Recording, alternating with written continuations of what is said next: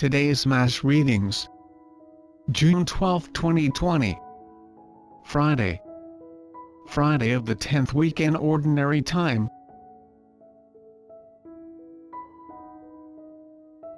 First reading. A reading from the first book of Kings. 1 Kings chapter 19 verse 9a and 11 to 16. At the mountain of God, Horeb, Elijah came to a cave, where he took shelter. But the word of the Lord came to him. Go outside and stand on the mountain before the Lord. The Lord will be passing by. A strong and heavy wind was rending the mountains and crushing rocks before the Lord. But the Lord was not in the wind. After the wind there was an earthquake. But the Lord was not in the earthquake. After the earthquake there was fire. But the Lord was not in the fire. After the fire there was a tiny whispering sound. When he heard this, Elijah hid his face in his cloak, and went and stood at the entrance of the cave. A voice said to him, Elijah, why are you here? He replied, I have been most zealous for the Lord, the God of hosts. But the children of Israel have forsaken your covenant, torn down your altars, and put your prophets to the sword. I alone am left, and they seek to take my life. The Lord said to him, Go, take the road back to the desert near Damascus. When you arrive, you shall anoint Hazael as king of Aram. Then you shall anoint Jehu, son of Nimshi, as king of Israel, and Elisha, son of Shaphat of Abel-Meholah, as prophet to succeed you. The word of the Lord. Responsorial Psalm. Psalms chapter 27 verse 7 to 9 and 13 to 14. Let our response be, I long to see your face, O Lord.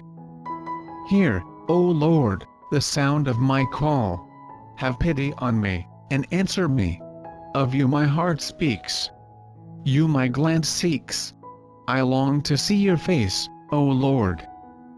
Your presence, O Lord, I seek. Hide not your face from me. Do not in anger repel your servant.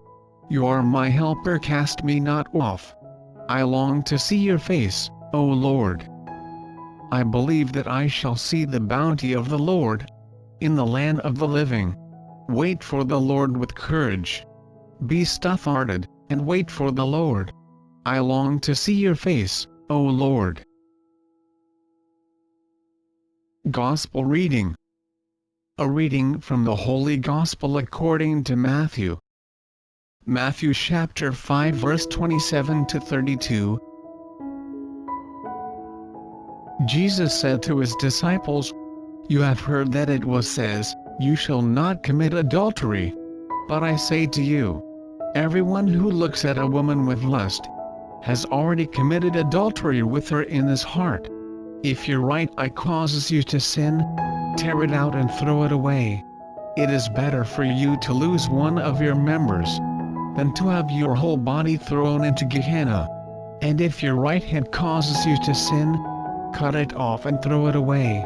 It is better for you to lose one of your members than to have your whole body go into Gehenna.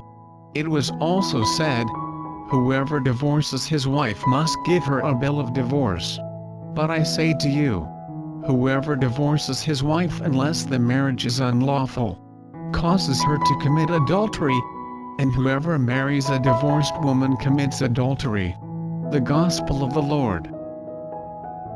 Before we proceed, it would mean a lot if you hit the like button and subscribe to this channel. Please don't forget to hit the notification bell so you don't miss out on new videos. Feel free to share your comments, suggestions and reflections on the comment section down below. Thank you and God bless. Now, let's continue with the video. The reflection on today's Gospel. In today's Gospel, Jesus looks closely at the man-woman relationship and marriage. a fundamental basis of human living together. There was a commandment which said, "Do not commit adultery," and another one which said, "Anyone who divorces his wife has to give her a certificate of divorce." Jesus takes up again both commandments, giving them a new meaning. Do not commit adultery. What does this commandment require from us?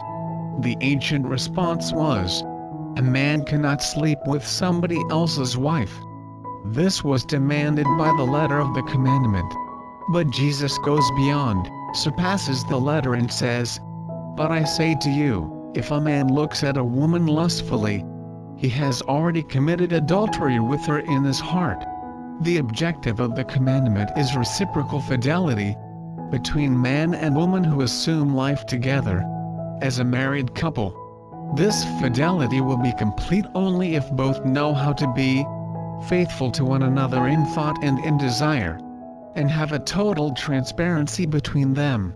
Tear out your eye and cut off your hand. To illustrate what Jesus has just said, he states a hard word which he uses on another occasion, when he speaks of scandal to little ones. He says that if your right eye should be your downfall, tear it out and throw it away.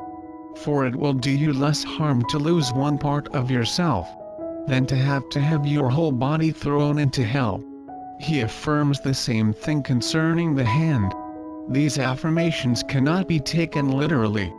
They indicate the radical nature and the seriousness with which Jesus insists on the observance of this commandment. It means that if something in your life is causing you to sin, get rid of it.